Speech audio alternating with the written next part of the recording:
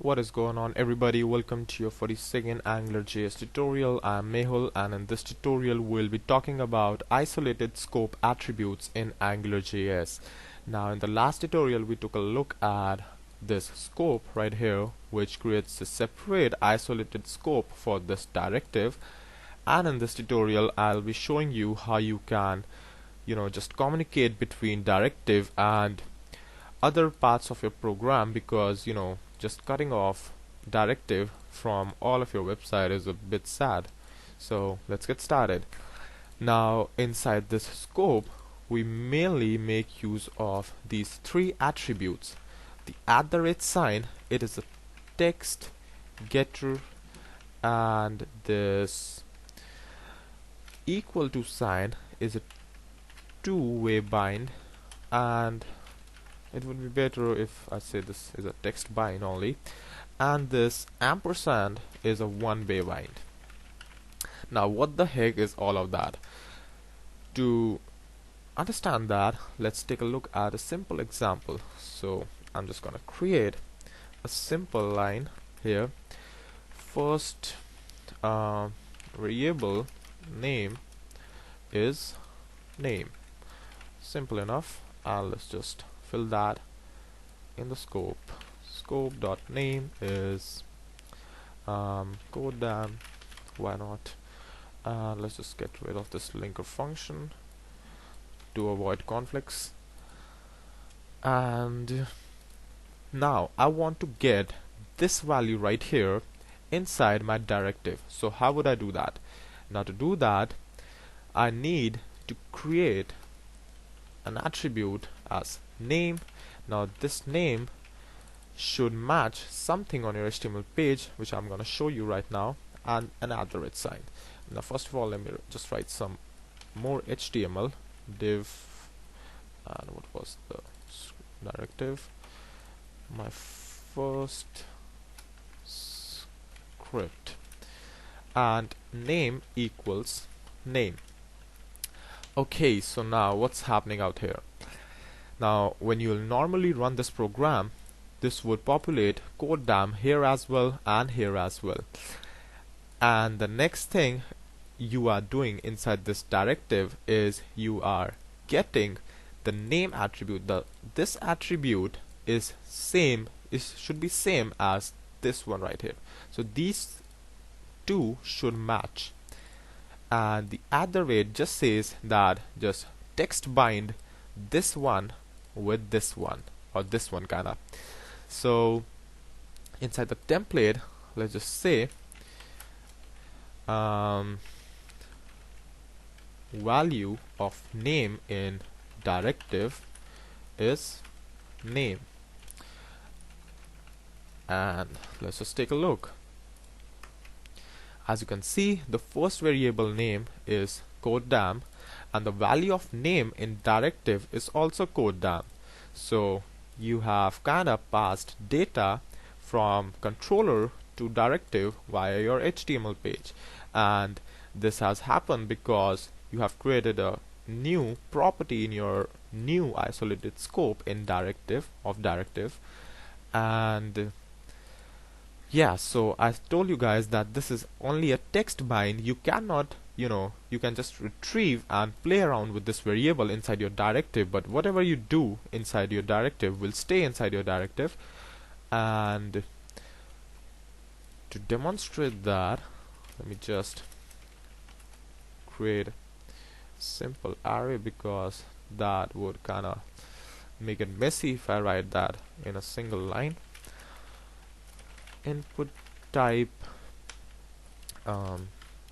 text ng model name, and I'm just gonna say enter new name. Okay, so now what is gonna happen is obviously enter new name.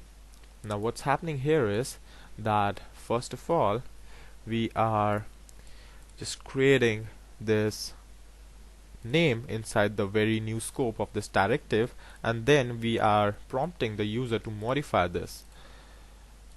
And this kind of looks a bit broken. Oh, okay. Yeah, so you need to join that, obviously. Okay, so enter new name. Now when I enter something else, now you can see that the value of name in directive is changing, but it's not in the scope of your controller. And that's what I meant by saying that this is a text bind, so it won't, just pay back the controller and change its value as well. Alright, so the next thing we have is the two-way bind. Now this two-way bind, let me just demonstrate that, and why not just create a divider, directive, and second variable age is age. Alright, the next thing we need another attribute, age is age. Now again, what would happen is that when you would, or just scope.age is 30, or why not 100? When you would run this program, then 100 would appear here and here. Now you can again retrieve this value from your @sign, but let's just try the equal to this time, which is the two-way bind, and let's just see what it can do. So again, say, or first of all, let's just do age is equal to. Now let's just say value of age in directive is age. Seems good, but here's the rub. When you enter a new age in input type text or number, whatever, model age, what would happen is that because this is a two-way bind, the equal to sign, this would, okay, got some problem here.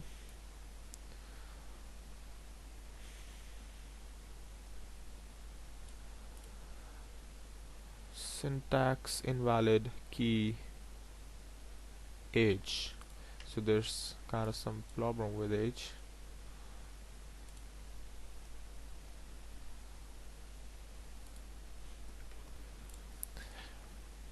Okay.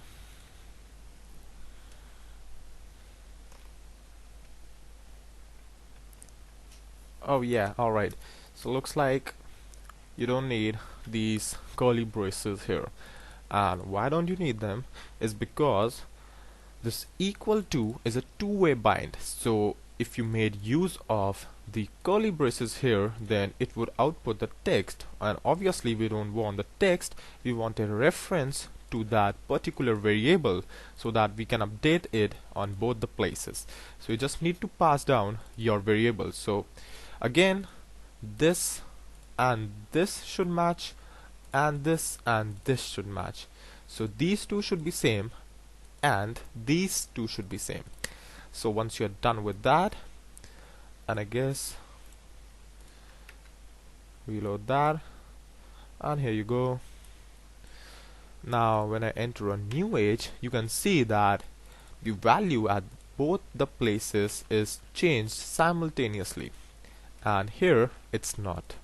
So you see that text binding just kind of retrieves your text, and two-way binding actually binds your text to the controller as well. And if you look in the elements and in the directive, you can see that right here the name is CodeDam, as you can see, but the age is simply the reference to that particular variable, this one.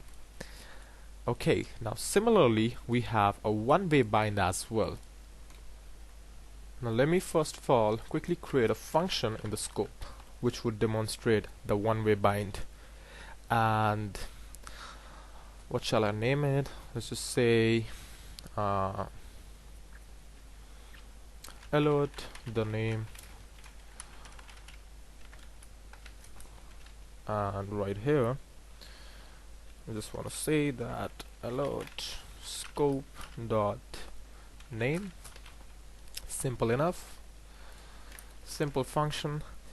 And then obviously head back to your HTML and just create a button here.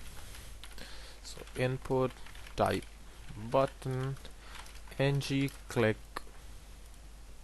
alert the name, just like that. And the next thing we have to do is obviously in your directive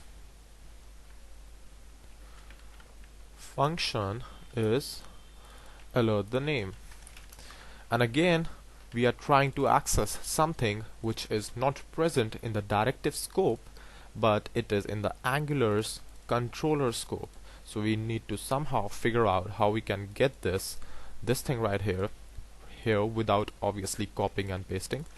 So we shall make use of the one-way binding right now. Go ahead here and write function and an ampersand here. Okay, now we have a one-way binding reference to that particular function. Now again, let's just create our final code of block. Input type button ng click function. Now this should be interesting. Alert from directive. Okay, so now hopefully everything would work out. Okay, so I guess we don't have the values in these buttons, so value from controller, and just get rid of this value alert from directive. Okay, so let's just see if this works or not. Let's click this one, and as you can see we get CodeDam. Click this one and voila, we get CodeDam as well. Now what happened here? Well, actually what we did is, first of all, we created this function ng-click alert the name right here. Then I just simply created an event listener here on this input for a click and execute this function. Then in the directive, what we did is we just created another attribute function with alert the name.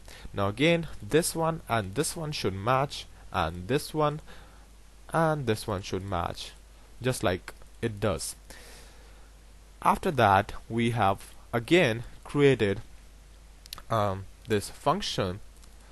This in the scope of this directive, we have created a reference to this function right here, the alert the name.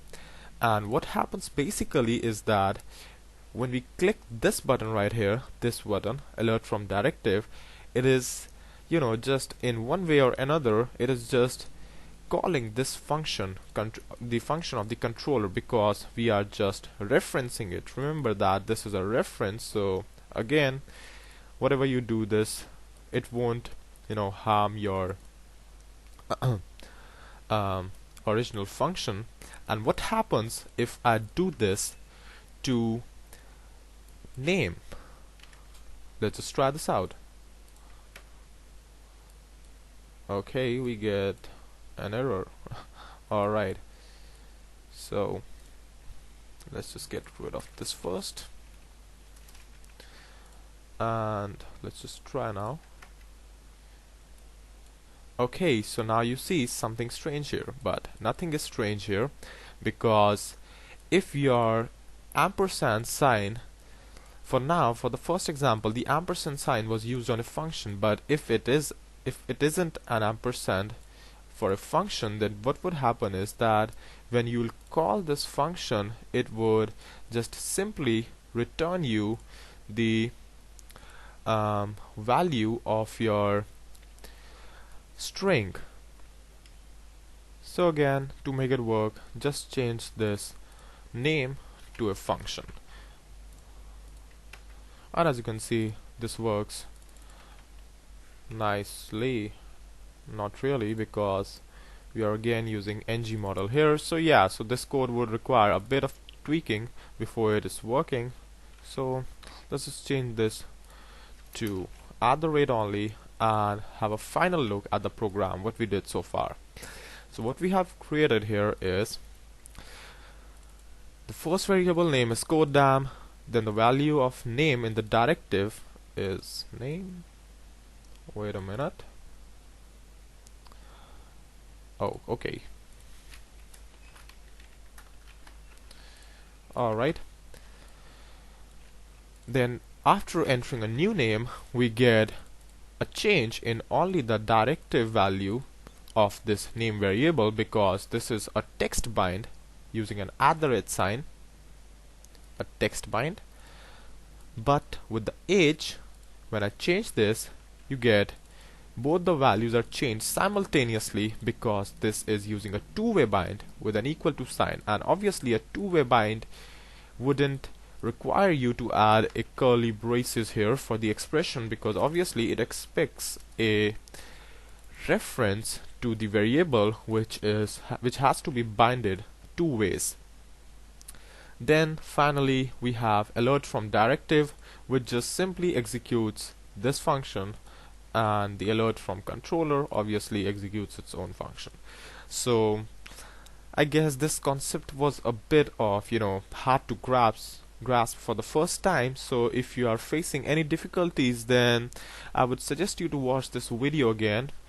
And if you still don't understand some concept or you have some doubt, then obviously you can go to my form, which is this URL clan.codedam.com, and post a query there, or you can comment down below. But I guess the form option would be better, because there we have got tools for your code to customize, file upload options, and just it looks kinda nice to discuss at a form than in the comment section, especially if you're a programmer. So that's all for this tutorial, and if you liked it, then don't forget to subscribe, and thank you for watching.